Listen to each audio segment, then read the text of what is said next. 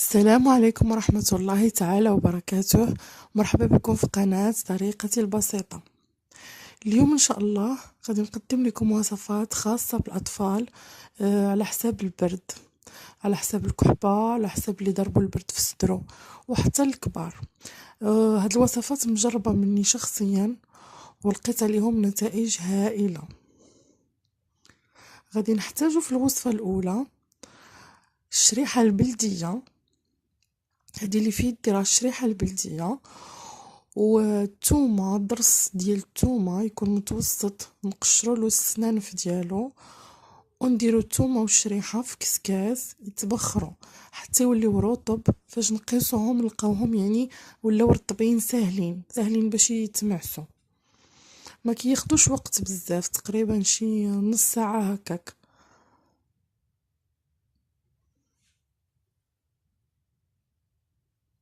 من بعد فاش تبخروا لينا الثومه والشريحه البلديه غادي نحاولوا نمعسوهم مزيان حتى يوليو بحال الكونفيتور. هنايا من بعد ما معسناهم مزيان حتى ولاو لنا بحال دوك الطريفات اللي كنلقاو في وسط الكونفيتور ديال الفريز ولا ديال المشماش، باش كيكونوا ساهلين في الاكل. غادي نديروهم في واحد القريعه ديال الزاج، ضروري تكون ديال الزاج وتكون كتغطى تتسد مزيان، وغادي نخويو عليهم الزيت البلديه. بعد فاش درنا عليها الزيت البلديه هي ولات عندنا الوصفه واجده. ضروري القرعه تكون كتسد مزيان وتكون ديال الزاج باش ما يكونش تفاعل ومع العناصر. وهاد الوصفه صحيه بزاف، من غير الكحبه. ياخدوا منها معلقه في الصباح ومعلقه في الليل قبل النعاس. الوصفه الثانيه فعلا وصفه رائعه ونفعتني بزاف. كنحتاجو فيها القرنفل، عويدات ديال القرنفل والماء سخون. كناخدو واحد العدد ديال العويدات القرنفل، يعني 7 ولا 10 ديال العويدات. كنحيدو ليهم ديك الطريبيشه اللي كتكون الفوق حيت كتكون مره وحاره. كلهم كنزولي لهم ديك الطريبيشه، كنديروهم في كاس ديال الزاج وكنخوي عليهم ماء سخون وكنغطيو داك الكاس. هادشي خصنا نديروه بالليل. وكنغطيو داك الكاس حتى الصباح. عاد كناخدو ديك الماء كنحيدو منو دوك العويدات القرنفل، كنصفيوه وكنشربوه قبل الفطور. بالنسبه للدراري الصغار ياخدوا نصف الكميه ديال هادشي اللي عطيتكم، والكبار ياخدوا الكميه كامله. كنشربوا داك المشروب وكنجلسوا ساعه عاد كنفطروا.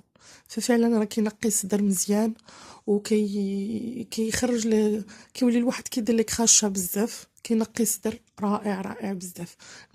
المده اللي ممكن ديروه من بين 7 ايام حتى 10 ايام.